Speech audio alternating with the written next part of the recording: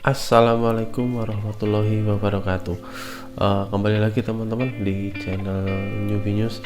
Jadi di video kita kali ini ya teman-teman, kita akan coba nge-react salah satu video dari channelnya Naratif, yaitu terkait salah satu proyek infrastrukturnya Pak Jokowi ya di akhir-akhir masa jabatannya, yaitu tentang pembangunan jalur tol di Jalan Lintas Selatan. Oke, seperti apa videonya? Nggak perlu berlama-lama, kita coba saksikan. Tak mau kalah dengan tol Trans Jawa, jalur lintas selatan kembali digeber.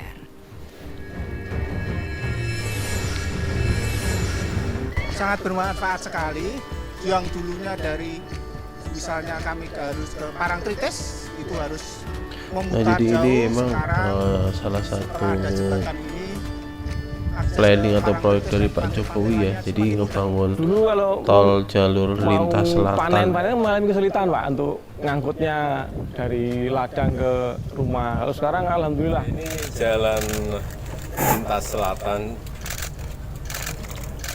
ini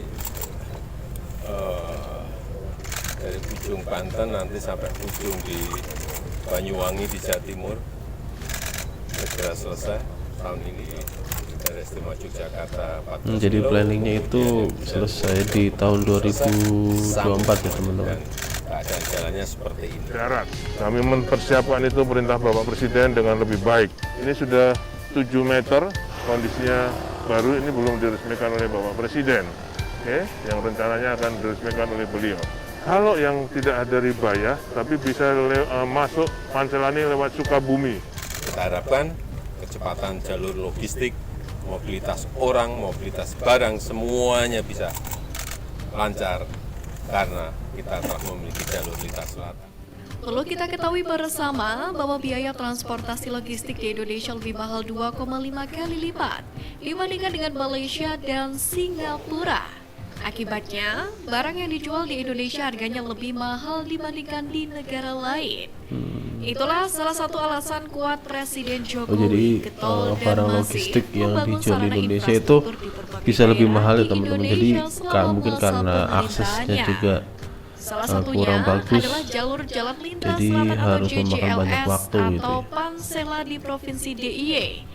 Disampaikan oleh Kementerian Pekerjaan Umum dan Perumahan Rakyat atau PUPR, proyek ini ditargetkan rampung pada 2024 mendatang.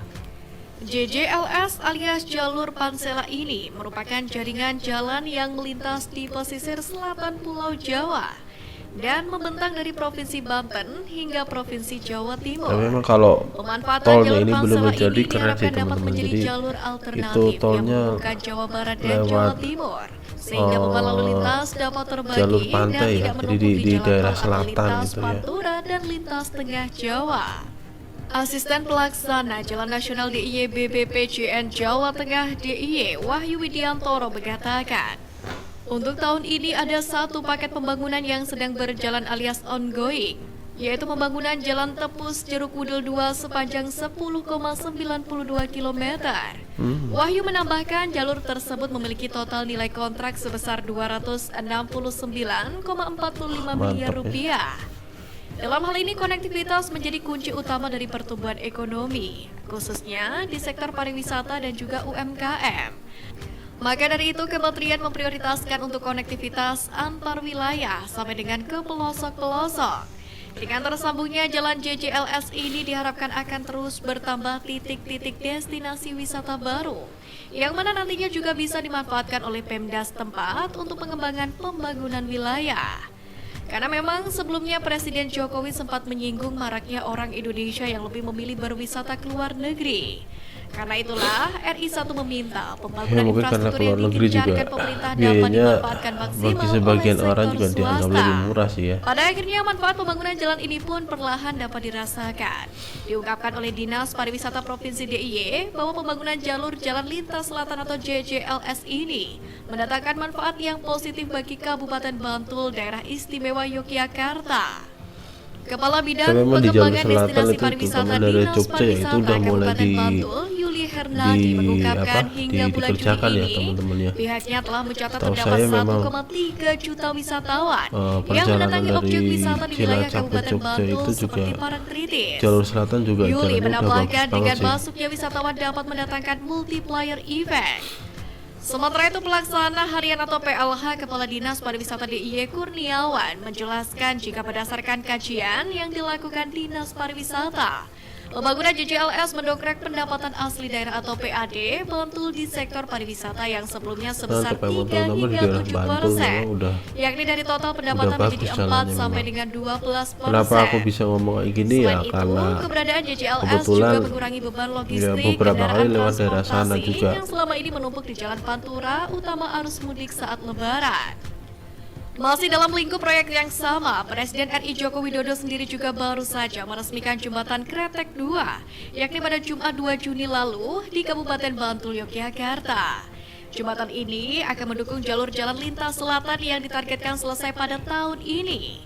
Jembatan Kretek yang terbentang di atas Sungai Opak ini memiliki panjang total 2,7 km. Yang mana infrastruktur ini dibangun dengan nilai investasi mencapai 364 miliar rupiah. wow, Di samping jalannya kesuksesan emang fantastis pembangunannya, banget sih emang ya. perjalanan pemerintah dalam membangun infrastruktur tidaklah gampang.